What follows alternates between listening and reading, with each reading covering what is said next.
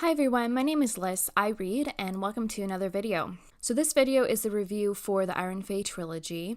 This trilogy consists of the Iron King, the Iron Daughter, and the Iron Queen. There's additional content with this series. There's a spin-off book and a separate trilogy after the events of the third book. The spin-off book is called The Iron Knight, and the spin-off trilogy is called The Call of the Forgotten. The Iron Fae trilogy is an urban fantasy focusing on fairies and is set in the fairy realm. In the first book, The Iron King, we follow Megan Chase. Her brother gets taken away from her family and into the fairy world. With the help of her best friend Robbie, she goes into the fairy world in order to rescue her little brother. This is a very adventurous focused series where in each book, Megan and her friends from Fairy go on a mission to complete a task.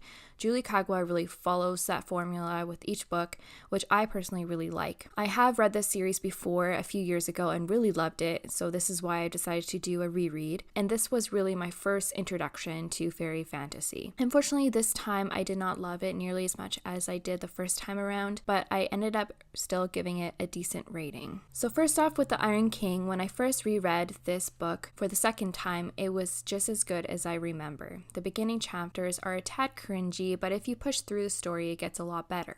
Megan learns that not only was her brother taken into the Never Never when a changeling was left in his place, but also that her best friend Robbie is a fairy himself.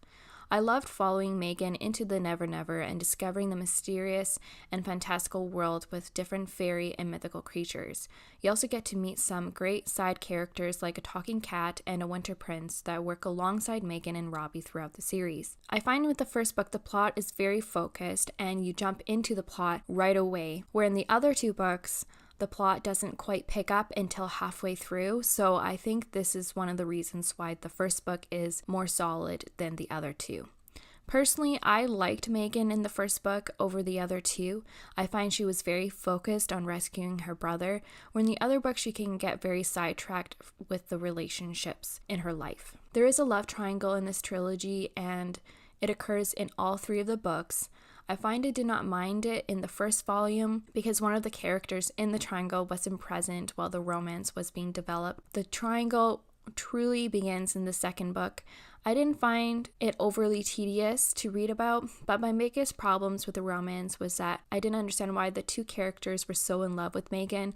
She's only 16 years old and they're immortal beings. The age gap bothers me less compared to the maturity gap. I don't understand why someone who's been around for centuries would want to be with someone who's only been around for 16 years and has no experience in the fairy world. It is a very well-loved trope, I know. I just have read it over and over and I just don't understand it anymore. With that being said, I still really enjoyed Ash as a character. He has become one of my favorites.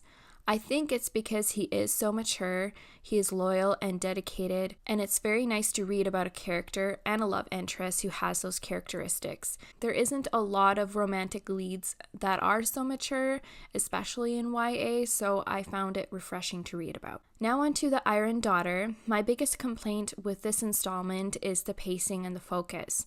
The first half of the book was focused really on the love triangle and Megan's relationship problems, and there was no development of a major plot until halfway through. I also had a major problem with the choices that Megan and Ash made in the beginning of the book. They made some choices that I think weren't quite realistic to their characters. I know they had to happen in order for the story to go in the direction that the author wanted, but I didn't think it was really true to their characters.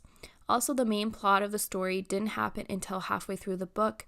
Once the plot picked up, I enjoyed myself more, and the ending was very satisfying, but it took a long time for me to start enjoying myself. Now, the last book, The Iron Queen. My problems with this book is that it was very slow and I found myself not caring so much reading it a second time around. Now, I think the problem here is mostly myself and not necessarily the book. I did enjoy reading the romance in this book compared to the other two, and the love triangle is resolved early on, which is nice because then you can just enjoy the relationship develop. Again, the main plot doesn't happen until halfway through the novel, and there were some slow bits before the plot began. I was not invested in the story until the very end. The climax was really well done and worth waiting for.